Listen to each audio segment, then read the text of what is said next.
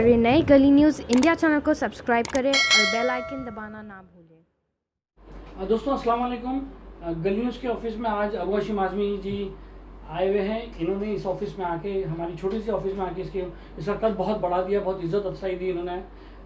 मसला था कि अबू हाशिम आज़मी जी ने कॉल किया सह्याद्री गेस्ट हाउस में कुछ बकरों के बारे में, जो बकरा ईद में इनकी मुहिम चल रही है, इनकी और रई शेख की, कि बकरा ईद जो है कैसे अच्छे से मनाया जाए और लोगों को तकलीफ नहीं। इसी सिलसिले में इनका फ़ोन आया, बाजू से गुजर रहे थे, हमने रिक्वेस्ट की और फ़ौरन वो ऊपर आ गए। बहुत बहुत शुक्रिया हाशिम भाई, आपका हमारी सी छोटी सी ऑफिस में आने के लिए बहुत बहुत शुक्रिया। नहीं भाई, आपका बहुत शुक्रिया। किसी छोटी सी ऑफिस, आपका दिल इतना बड़ा है और माशाल्लाह। बढ़ा दिया हमारे। नहीं, आप एक छोटे एक जर्रे को आफ्ताब बना रहे हैं। आप मेरी हैसियत क्या है, इधर लागू होता है, इधर लागू। अच्छा, बात करते हैं हाशिम भाई, क्या हुआ सह्याद्री में? बकरों को लेके आप बहुत चिल्ला रहे हो, बहुत प्रोटेस्ट कर रहे हो, कुछ हो नहीं रहा हाशिम भाई। नहीं देखिए, ऐसा है ना कि ये सरकार जो है बिल्कुल बकरों के मामले में अभी तक कोई भी एसओपी, कोई गाइडलाइन नहीं निकाला। सरकार सेकुलर है कहलाती है। सरकार को हम सपोर्ट भी कर रहे हैं, हालांकि मेरे सपोर्ट से ना सरकार गिरती है ना बनती है, लेकिन बीजेपी को जितना कमज़ोर मैं कर सकता हूँ वो मेरा मकसद है कि बीजेपी ने इस मुल्क में बिल्कुल से भाईचारगी ख़त्म कर दिया, गंगा जमनी तहजीब बर्बाद कर रही है, रोज़ाना मुसलमानों पे कहने के दिल हो रहा है, भारतवर्ष की पूरी इकनॉमी बर्बाद हो रही है। तो मैं बीजेपी को, मैं इस महाराष्ट्र आघाड़ी को सपोर्ट करता हूँ। मैं पिछले कई दिनों से, जब मुझे फ़ोन आ रहा है, राजस्थान से साहब फ़ोन कर रहे हैं, यूपी से, गुजरात से, महाराष्ट्र के इंटीरियर से, यहाँ की जनता लोग पूछ रहे हैं कि भाई बकरीद में क्या कानून बना, क्या एसओपी बनी, कैसे बकरे आएंगे, देवनार में बकरे कटेंगे कि नहीं कटेंगे। मेरा एरिया वही है। तो मैं मुख्यमंत्री जी से बात करना चाहता हूँ और फ़ोन कर रहा हूँ, उनको मैसेज कर रहा हूँ, मैं उनको कुछ पता ही नहीं चला, कुछ जवाब ही नहीं मिला। तो मुझे गुस्सा आ गया बहुत बुरी तरह से। तो मुझे आज बुलाया सह्याद्री गेस्ट हाउस में। कौन बुलाया? कांग्रेस के लीडर, एनसीपी के लीडर जयंत पाटिल साहब, अपना उसमें होम मिनिस्टर और बाला साहब थोराट, अशोक, उनकी पर्सनल अलग मीटिंग चल रही है, अशोक चौहान, आज मुझे बुलाया उन्होंने। इस सिलसिले में बुलाया? हाँ, इसी से बोला ना। अच्छा, क्योंकि एनसीपी की वहाँ अलग से खुद की मीटिंग नहीं, तो अभी वहाँ आए ना, फिर वहाँ पे बात किया मेरे साथ के बाद। तो उन्होंने कहा कि हम एसओपी हम इसकी निकालने जा रहे हैं। मैंने कहा ऐसे निकालना नहीं चाहिए आपको एसओपी निकालने के पहले जिस तरह से रवाज था कि पहले सारे कुछ उलमाओं को, कुछ एनजीओज़ को, पुलिस अफसरान को और इससे लगे हुए जितने भी डिपार्टमेंट लगता है, अब बैठते हम लोग बात करते कि भाई बकरीद कैसे अच्छी तरह से मना ली जाए और कोविड का जो भी प्रिकॉशन है वो प्रिकॉशन रखते हुए। हम नहीं कह रहे कि हम नरेंद्र मोदी जी की तरफ से जाके बंगाल में जाके पूरा कोविड की धज्जियाँ उड़ा देंगे और एक प्रिकॉशन नहीं लेंगे। हम ये नहीं कह रहे हम कुंभ मेले की तरह से यहाँ लाखों की भीड़ लगा देंगे। हम कह रहे हैं हम कानून मानते हुए भी बकरीद कर सकें, हम कुर्बानी कर सकें, इस पर एक डिस्कशन होना चाहिए। आप अगर ऐसे ही निकाल देंगे एसओपी, वो भी इतनी लेट निकाल रहे हैं, आप कह रहे हैं आजकल में निकल जाएगी, तो मतलब इसका कुछ नहीं होता है। आपको डिस्कशन करना चाहिए, बात करना चाहिए। वो देखते हैं, करते हैं, वक्त नहीं है, देखिए भागम भाग बहुत ज़्यादा है, ये वो सब मतलब टालने की बातें हैं।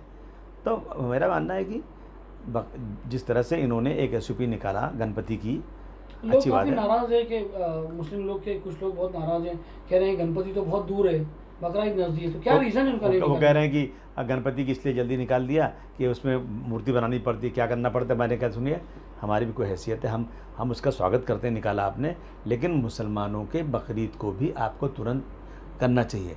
कैसे बकरीद मना पाएंगे, कैसे बकरे ला सकते हैं? मैंने कहा ला सकते हैं, क्यों नहीं ला सकते हैं? आप निकालिए ना एसओपी, बताइए।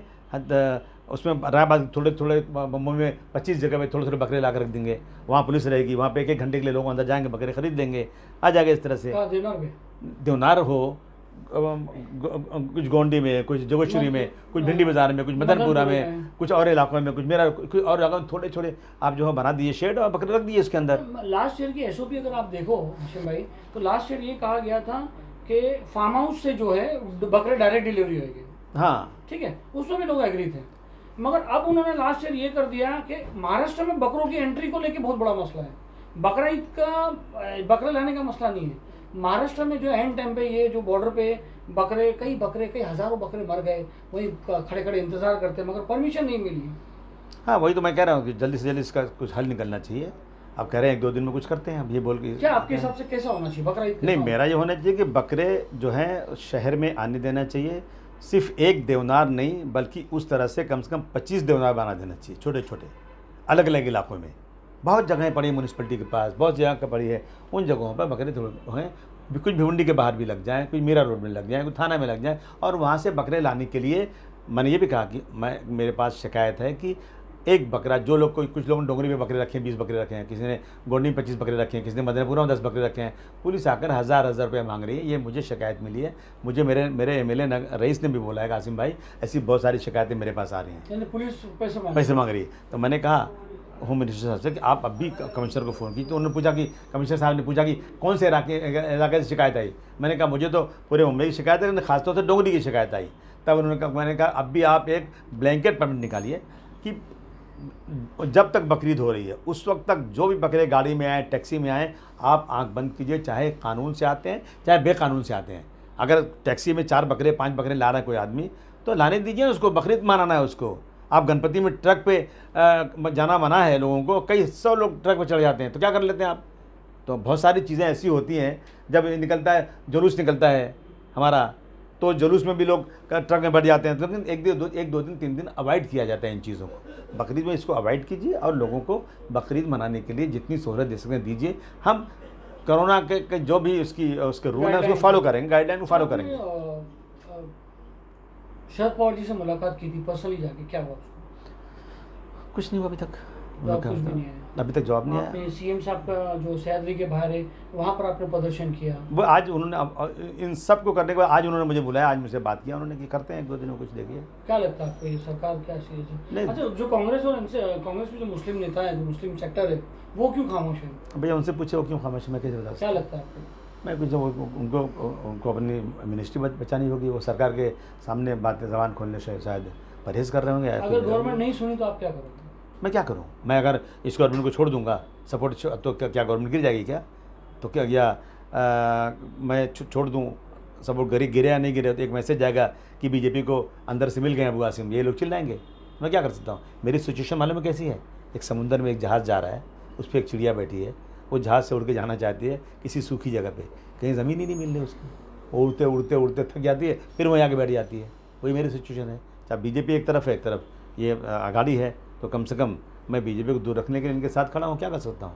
उद्धव साहब को आप क्या बोलना चाहोगे बकरीद को लेकर? उद्धव साहब, बहुत उम्मीदें हैं आपसे। आपने कहा था कि 30 साल से मैं गलत लोगों के साथ था, मैं अब सेकुलर हूँ और मैं अब 30 साल और आगे सरकार चलाऊँगा मिलजुल करके। उद्धव साहब, हम भी इस मुल्क के रहने वाले हैं, हमारा भी त्यौहार है और ये फ़र्ज़ है बकरे कुर्बानी करना। आप मेहरबानी करके हम लोगों से बात करिए, बैठिए और हम दोनों मिल करके, हम सब मिल करके कोई ऐसा हल निकालेंगे कि सांप भी मर जाए और लाठी भी ना टूटे। तो ये तो अबू हाशिम आज़मी जी बहुत जद्दोजहद कर रहे हैं बकरा ईद को लेके। जैसे उन्होंने कहा वो चिड़िया को ज़मीन नहीं मिल रही, वैसे ही इनकी सुनवाई नहीं होती है। इनकी सुनवाई कब होगी? जब इनकी पार्टी पावर में आएगी, तभी सुनवाई होगी। सलीम शेख, गली न्यूज़।